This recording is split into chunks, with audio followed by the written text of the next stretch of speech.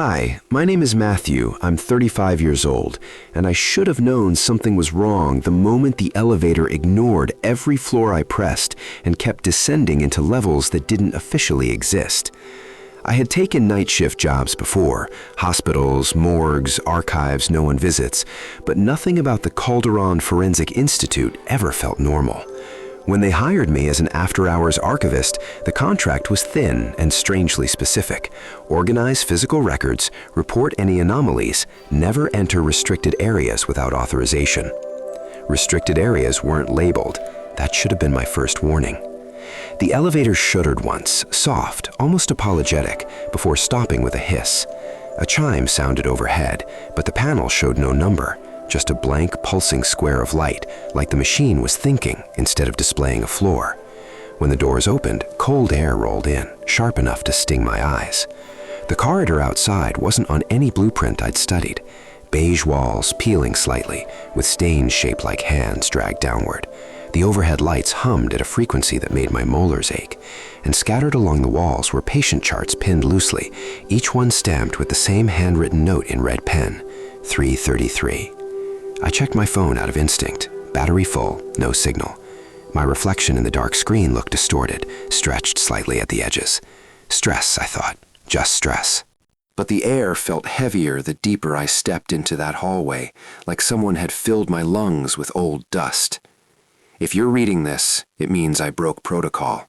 But some protocols are meant to be broken when they begin breathing back. I kept walking until I reached Archive Room 7B. The door was already unlocked.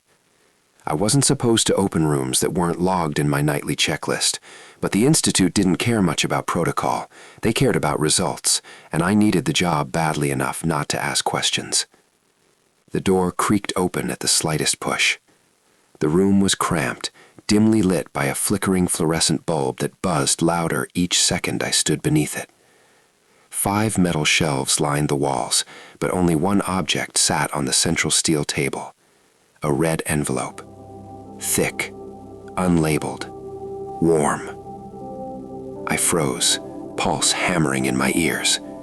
I'd seen red envelopes twice in my first week, and both times my supervisor reacted with the same expression you'd give someone who accidentally stepped into wet concrete. Annoyed, nervous, uncertain. "Don't touch them," she whispered once. "They're not ours. They're legacy documentation." "Legacy of what?" I had asked. "Just follow instructions." That envelope didn't look like paper. It looked like skin. The surface rippled faintly, as if adjusting to the temperature of the room. I whispered, "I'm not opening you," just to hear myself sound sane. And that's when the first knock came. It didn't come from the hallway or a shelf or the ventilation duct overhead. It came from beneath the floor. 3 slow, heavy knocks. Pause. 3 more. I stumbled backwards so fast I nearly tripped over a box behind me. My breath fogged in front of my face, even though the air wasn't cold. A vibration crawled up my ankles, faint, rhythmic, like something deep below was feeling for me. When I finally tore my gaze from the floor, I noticed something I had missed earlier. A tape recorder on the shelf to my left. Old, dusty, a reel-to-reel model long discontinued. But the tape loaded inside was new. Crisp white label, fresh black ink. A name written neatly on it. Matthew. "No," I whispered. "No, no, no." I hadn't recorded anything. I hadn't even touched the equipment in this room. Yet someone, or something, had labeled a tape for me. A second knock thundered through the floor, this one directly beneath my feet. The bulb above me flickered violently, and then steadied. For one impossible second, the bulb cast 2 shadows behind me, one standing, one crouching close to the ground. When I blinked, the second shadow vanished. I backed toward the door, but the door, which had been open, closed with a slow, deliberate click. I grabbed the handle. It didn't budge, locked from the outside. "Hello?" My voice cracked. "Is someone there?" Silence. Then, a soft whisper slid across the room like a draft of warm breath against my ear. You came back. I spun around, heart pounding. No one there. But the red envelope had shifted, just a little, just enough to be unmistakable. The surface moved again, this time pulsing like a heartbeat. A faint rasping sound began from somewhere behind the walls. Not mechanical, organic. A dragging inhale, followed by a longer, wetter exhale. Whatever it was, it knew I was here. It knew my name, and it had been waiting long before I ever stepped into this room. Matthew. My stomach dropped. The voice didn't come from the door or the floor. It came from inside the red envelope. I stumbled back, knocking over a stack of dusty boxes. Papers scattered across the floor, autopsy reports, mental health evaluations, security logs dated decades before the Institute was even founded. Reading that epitaph page, my hands trembled. The report described a patient showing persistent auditory hallucinations, time loss episodes, and an unnatural fixation on the Institute's lower floors. The patient's signature at the bottom was smeared but readable enough, and it matched my handwriting. I didn't breathe, not for several seconds.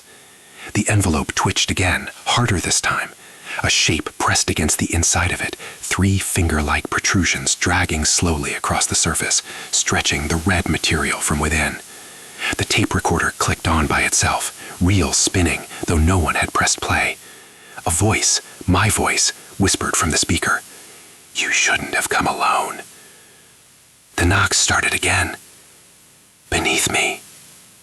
Beside me. Then, directly behind the wall, inches from my spine, and the whisper returned, closer, clearer, unmistakably aware. We've missed you.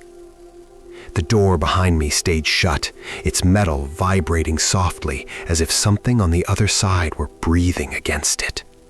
I forced myself to inhale slowly, but the air felt thick, almost warm, like it had already passed through someone else's lungs. My name still echoed faintly in the room. Matthew.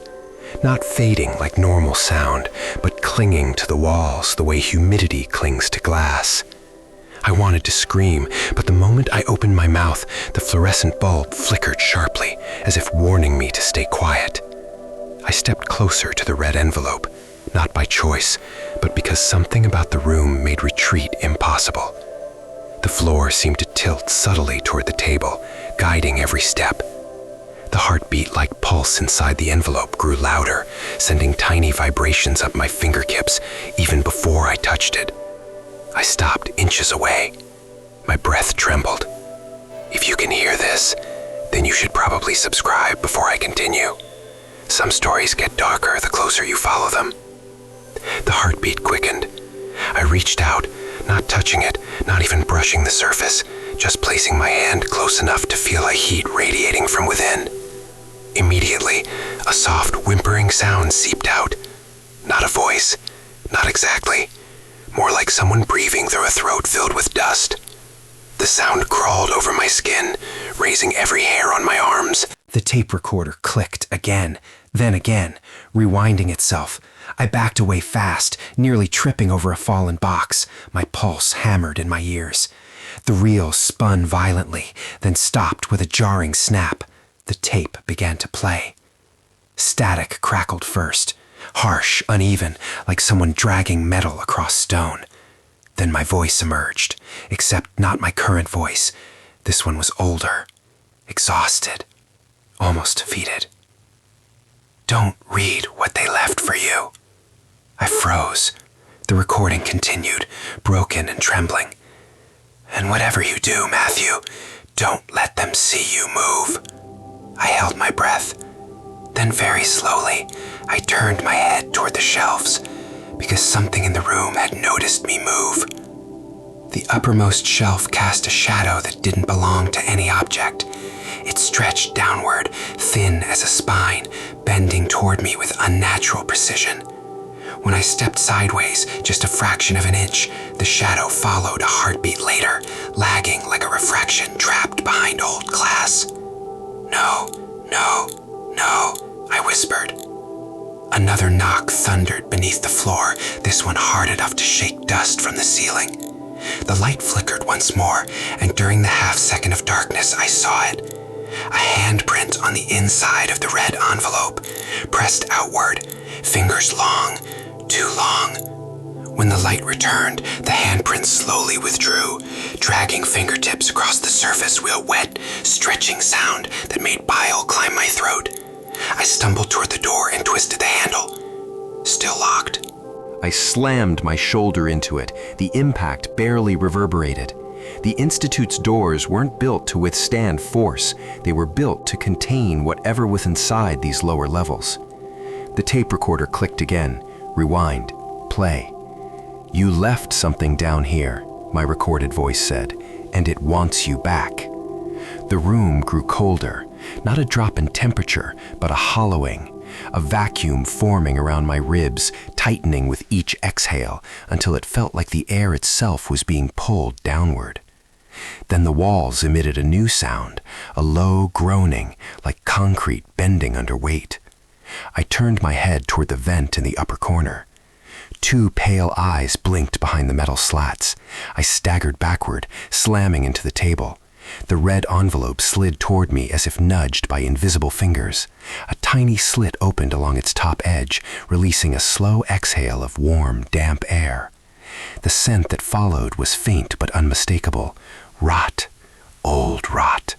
Human rot. My stomach lurched. A soft tap echoed from the vent. One of the eyes drifted sideways, as though the creature, or whatever it was, were studying the room. Then its gaze locked onto me, and it smiled. Not with lips, eyes can't smile, but these did. The lower edges wrinkled upward, and a faint shadow curve mimicked the shape of a grin beneath the metal grate. "Matthew," it whispered, the sound vibrating through the vent slots. I didn't wait for the second half of the sentence. I grabbed the nearest shelf and yanked it over. It crashed loudly, scattering boxes and tapes across the floor. The eyes vanished from the vent instantly, retreating with a wet scraping sound like skin dragged across piping. The lights flickered again, longer this time. Dark, light, dark. In the last flash of shadow, I saw an outline standing directly beside me, tall, thin, neck bent at an angle bones shouldn't allow. When the light returned, the outline was gone. The red envelope pulsed violently, expanding like a lung filling with air. A fresh line of text appeared across its surface, as though written from the inside, pushing outward through the red material. "You remember us." "No," I whispered, stepping back, hand trembling uncontrollably. "I don't remember anything. I never came down here before. I never—" The floor shook. Not from below this time, from inside the room. Something was rising beneath the tiles, pushing upward, slow, deliberate, testing the strength of the barrier between us. A crack formed near the center of the floor, thin at first, then widening with a grinding moan. Dust plumed upward in choking clouds. The fluorescent bulb burst overhead, plunging the room into stuttering emergency light, red, dim, pulsing like a failing heart. Through the crack in the floor, a voice drifted upward, layered with multiple tones. "Matthew, open the envelope." My chest rose, because the voice wasn't unfamiliar. It was mine. Older, tired, broken. Another knock, this time from inside the table. Then the envelope twitched again, lifting itself upright, tilting as though something inside was pushing forward, eager to crawl free. And the room whispered from everywhere at once, "Welcome back." The emergency light pulsed in dull crimson waves, throwing jagged shadows across the ruined floor.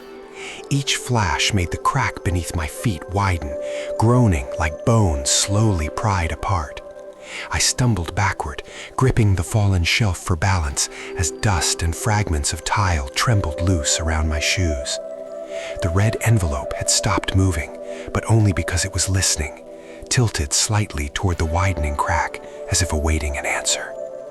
That's what terrified me most. Whatever was inside wasn't reacting to sound or movement. It was reacting to me. A hiss slid through the ventilation shaft above, followed by that wet scraping sound again. I didn't dare look up. I already knew what waited behind the metal slats. Those eyes, the ones that smiled without muscles. Their presence didn't feel like a creature stalking prey. No, it felt like something cataloging me, taking inventory of what I had become since the last time it saw me. And that implication, the last time, made my stomach twist. Another tremor raced through the tiles. This time, the crack didn't widen downward. It spread outward, toward the door. The lights flickered wildly. The room exhaled a rush of cold air that smelled like mold, old paper, and something else. Something warm, metallic, familiar in a way I didn't want to understand. The lock on the door clicked, not unlocking, testing, like fingers tapping the inside of a coffin. I swallowed hard, stepped toward the door, and pressed my ear against it. A faint rasp scratched from the other side, slow at first, then rhythmic, then unmistakably deliberate. Knock. Pause. Knock. Knock. 2 knocks this time.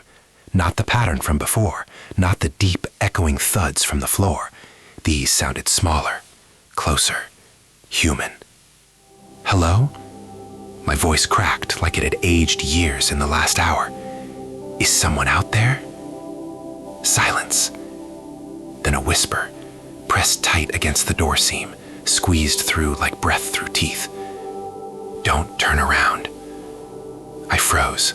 My spine went rigid, breath caught halfway up my throat. Please, the voice whispered again. Matthew, don't look. My pulse hammered so loud it felt like someone pounding from inside my chest. Every instinct screamed to turn around, to face whatever had crawled out of the crack, or the vent, or the walls, learning how to breathe my name.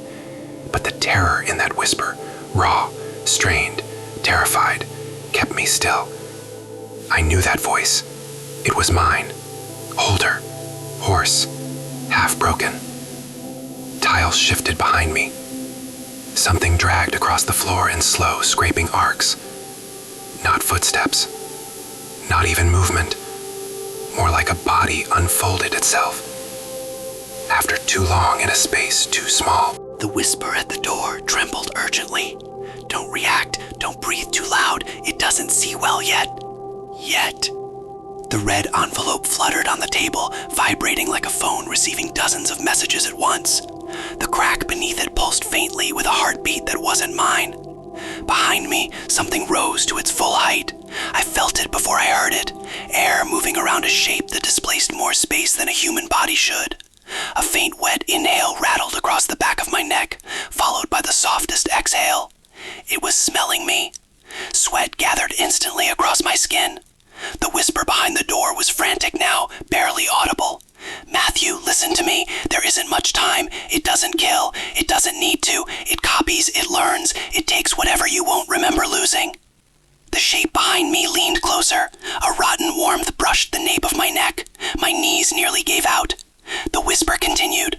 Look at the ceiling corner, the one on your left, slowly. I obeyed. Every muscle screamed. My eyes lifted just slightly, and I saw it. A narrow slit had appeared in the upper left corner of the room. Not a vent, not a seam. A wound, a tear in the wall itself, revealing darkness deeper than any structural cavity should hold. Inside the slit, something moved. Not a creature, not entirely. Something like an eyelid opening, but horizontally, revealing a membrane the color of raw flesh. And behind that membrane, more eyes. Dozens. All blinking in perfect unison. All focused on me. My breath died in my throat. That's how it watches. My older voice whispered through the door. That's how it decides which version of you to keep. The floor shuddered again. The cracks stretched toward my shoes. The shape behind me shifted, leaning, studying. My shadow jittered across the wall, splitting once, then twice, then stabilizing into a distorted duplicate of my posture. Panic clawed up my throat. "Please," I whispered through clenched teeth, "please tell me what to do." The whisper answered instantly, "Do not let it match your voice." My heart stopped for a beat. Behind me, the shape exhaled, and in a perfect replica of my tone, breathed, "Matthew." I lost control of my breath. It stuttered out in a broken gasp. The shape inhaled sharply, mimicking the panic perfectly. "No, don't react," the older voice hissed. "You're feeding it." But it was too late. The red envelope convulsed, rising upright like a puppet being pulled by strings. Its surface bulged outward, and then something inside pressed a face-shaped impression against the material. My face, cheek, brow, mouth, and it smiled. As the envelope slowly split open along its top edge, the shape behind me leaned forward, shadow merging with mine until there were no borders between us, until I felt its breath pass into my lungs as though they were shared. Then the whisper behind the door said the last thing I wanted to hear. "Matthew, you're not the one standing at the door." The lights died. And something behind me laughed in my voice. Darkness swallowed the room so completely that for a moment I couldn't tell if my eyes were open or closed. The laughing, my laugh, but stretched, distorted, ruined, echoed against the walls with a rubbery elasticity, as if the sound itself bounced and folded back into shapes. I couldn't move, couldn't think, my body locked in a terrified paralysis, every instinct screaming at me to run, yet refusing to fire. The shape behind me leaned closer, its breath rolling through the dark in uneven waves, too warm to be human. The whisper at the door returned, desperate and thinning. "Matthew, don't speak, don't answer it. It only becomes real when you do." My throat tightened. I swallowed hard, the sound horribly loud in the silence. The thing behind me copied it instantly, swallowing with a wet click, exaggerating the motion like it was learning how a throat should work. The emergency light flickered once, just a pulse of red, and in that fraction of a second, I saw its shadow stretched across the wall. Long, boneless limbs, bending at angles impossible for a human frame. Its torso too thin, its head tilted with the same nervous habit I had when reading files late at night. It wasn't just mimicking me, it was practicing me. The light died again, my breath hitched, and the creature inhaled with me, matching the rhythm perfectly. A realization hit with a cold, crushing weight. If it mastered my breathing, my movements, my voice, there was nothing left for it to learn. It would replace me. The whisper from behind the door rasped, "Matthew, slowly, reach the fallen shelf. There's something under it. You left it for yourself." My hand trembled as I moved it inches to the side, praying the creature wouldn't notice. But it noticed everything. The darkness shifted, not visually, physically, like the air itself changed shape, molding around a new posture. Its imitation of me, its improvement of me. My fingertips brushed cold metal under the collapsed shelf, a small object, round, smooth, familiar in a way I couldn't immediately place. The creature leaned closer. I felt its mouth near my ear, stretching open, breath heavy with dust and something oddly sweet, like rotting flowers. It whispered in my own voice, "Don't listen to him. He's not you." My heart nearly stopped. The older voice behind the door hissed sharply, "Matthew, now, throw it on the floor." I didn't think. I threw the object down. It hit the tile with a metallic snap. The creature recoiled instantly, its imitation breaking, its breath stuttering out of sync with mine. The emergency light flashed again, brighter this time, revealing the object between us. A recorder, my recorder, burned around the edges, as if pulled from fire. The creature stared at it, not with eyes, but with a shifting ripple beneath its skin, something like recognition or fear or hunger. The recorder clicked on by itself. Static poured out in a violent burst. The creature's form convulsed, limbs jerking in wrong directions. From the static, a voice emerged.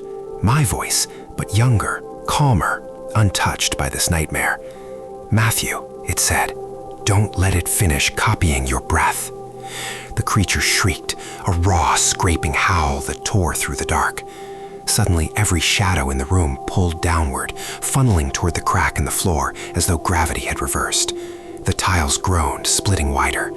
The creature stumbled, losing its shape, its outline flickering between my form and something skeletal and stretched. It lunged toward me, but the recorder blasted another burst of static. The floor split open, and the creature fell, dragging the darkness with it, screaming in a voice almost identical to mine. Almost.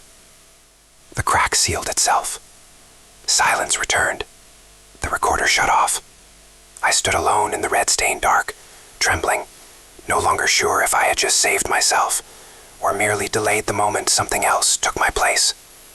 The silence after the creature fell was the kind that pressed against my skin, too heavy to belong to an empty room. The crack in the floor sealed over as though it had never existed, but the air still vibrated faintly, like echoes of something large sinking through the building's bones. My recorder lay on the tile, charred, silent now, but warm enough that picking it up felt like touching a beating heart. I didn't know what frightened me more, that the device had saved me, or that some version of me had known I would need saving. I held it tightly as I moved toward the door. The whispering presence behind it was gone. No breath, no scraping, no warnings, just stillness. I tested the handle. To my shock, it turned smoothly. The door opened, not with resistance, but with a slow, careful motion, as if someone had been holding the knob on the other side and gently released it for me. The corridor beyond was dimmer than before. The lights overhead glowed with a sickly yellow tint, flickering along the walls in a rhythmic pattern. 2 short pulses, 1 long. Not the previous pattern, a new one, a message. The patient charts pinned along the walls were no longer scattered. They were neatly aligned, sorted by date, some fluttering faintly as if touched by an invisible hand. And on each chart, scratched beneath the printed text, a new line appeared, in the same red ink as the numbers before. "He left you something." My throat tightened. I followed the corridor slowly, the oppressive silence broken only by the soft tap of my footsteps. Yet every few seconds, I heard a second tap, delayed, faint, like an echo that didn't quite match my rhythm. I refused to look back. Archive room 7C, which had previously been sealed, now stood open. Dim light spilled from inside, casting long shadows that swayed even though nothing moved within them. Against all logic, I stepped closer, drawn by something deeper than curiosity, something like a memory tugging at the base of my skull. Inside 7C, the shelves were bare, except for a single object placed in the center of the room, another recorder. But this one wasn't dusty or burned. It was pristine, metallic, reflecting the dim light like an eye waiting to blink. A label was taped to its side. Not a name, not a file number, just 3 words written in a shaky but unmistakably familiar hand. "Play me last." My palms grew slick. I backed away, but the recorder clicked, as if reacting to my hesitation. Not playing, just asking, waiting. I reached the doorway, breath trembling, heart pounding so hard it felt like my ribs were cracking. And then, from somewhere deeper in the corridor, not ahead, not behind, but beneath the floor, I heard a voice I recognized too well, my own, whispering, broken, pleading, "Matthew, don't let them open the next door." I turned just as the lights died, and a door at the far end of the corridor, one that hadn't been there before, clicked open in the dark. The corridor drowned in total darkness for a breath, maybe 2, before the emergency strips along the floor flickered to life with a weak amber glow, just enough to outline the shape of the new door at the far end. It hadn't existed moments ago, yet there it stood, tall, narrow, made of a material that looked less like metal and more like something grown. The surface pulsed faintly, like a membrane stretched over a hollow space. I fought the urge to step closer, but something beneath the floor shifted, dragging slowly from one end of the hall to the other, like a long body turning over in its sleep. The whisper of my own voice still echoed faintly inside my skull. Don't let them open the next door. But them wasn't clear. The Institute, the things behind the walls, the other versions of me. My pulse rattled through my ribs as I backed away from the living door and toward room 7C. The pristine recorder still waited on the table, unmoving yet alert, like an animal holding its breath. I didn't touch it. I didn't dare. A sound broke the silence, soft, deliberate, crawling. Not in the hallway, inside the wall to my right. Footsteps, but too slow, too heavy, pressing into the plaster from within, leaving faint bulges that traveled beside me like someone pacing behind a paper screen. I froze. The bulge stopped, waited, then moved again, matching my next hesitant step. My throat tightened. Stop, I whispered before I could stop myself. The footsteps stopped instantly. The bulge pressed outward, as though a face leaned close on the other side, listening, testing. A warm breath seeped through the wall, carrying a faint scent of damp earth and something sweetly rotten. Matthew, it murmured, my name stretching long and low, vibrating through the plaster. Not this door. My blood chilled. A second voice answered from deeper in the walls, sharper, desperate, not quite matching the first. No, choose it. Choose the new one. Don't listen. Don't listen. Both voices were mine, both wrong. The membrane-like door at the end of the hall pulsed faster now, reacting to the voices, reacting to me. The floor beneath it swelled upward, as if something huge rose to meet the opening. My breath shook. The two Matthews inside the walls argued in a broken chorus of mismatched tones, one pleading, the other commanding, until their words dissolved into static. A pressure built in my ears. The corridor vibrated. The membrane door shuddered, seams splitting along its edges. It was opening on its own. Panic spiked through me. I stepped backward, stumbling toward the far end of the hall, but the bulge in the wall moved with me, faster now, urgent, following. Matthew, the nearer voice whispered fiercely, if you look inside that door, you won't come out. The membrane door. A breath of hot air rolled out, thick and wet, like something alive exhaling into the hall. A shape stirred inside. I turned to run, but the wall behind me split open, and a hand with my fingerprint patterns grabbed my shoulder. The hand on my shoulder tightened with impossible strength, its fingers shaping themselves around my bones as if memorizing their structure. I tried to pull away, but the wall behind me softened, becoming warm, pliable, almost flesh-like, and the hand dragged me halfway into it. My legs kicked against the floor, scraping uselessly, as the membrane door at the end of the corridor opened wider, revealing only darkness, thick, alive, shifting like a mouth preparing to swallow.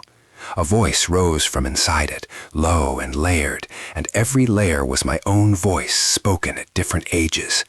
"Come back," it whispered. "Come finish what you left." The hand yanked me deeper, and something in the darkness answered with a heavy inhale, drawing the hallway's air toward it. I felt my breath being pulled from my lungs, shaping itself into words I wasn't speaking. My recorder burned, cracked, slipped from my pocket and clattered onto the floor. It clicked on. Static burst out, sharp enough to slice through the corridor, and for a moment the hand on my shoulder faltered. The recorder played a voice, my voice, but steady, confident, alive. "Matthew," it said, "you cannot let it finish becoming you. Step forward, not back." The hand tightened again, angry now, pulling harder, the wall swallowing me up to my chest. The membrane door pulsed violently, hungry, eager. The darkness inside expanded with each inhale. I forced my trembling hand toward the recorder, fingers brushing the hot metal. The creature in the wall hissed, a sound like teeth grinding inside a throat too narrow. My hand closed around the recorder. I lifted it, and the voice inside it spoke one last time. If you're still here, subscribe before the signal ends. Some stories only survive if someone remembers them. The hand screamed, a raw animal shriek, and released me.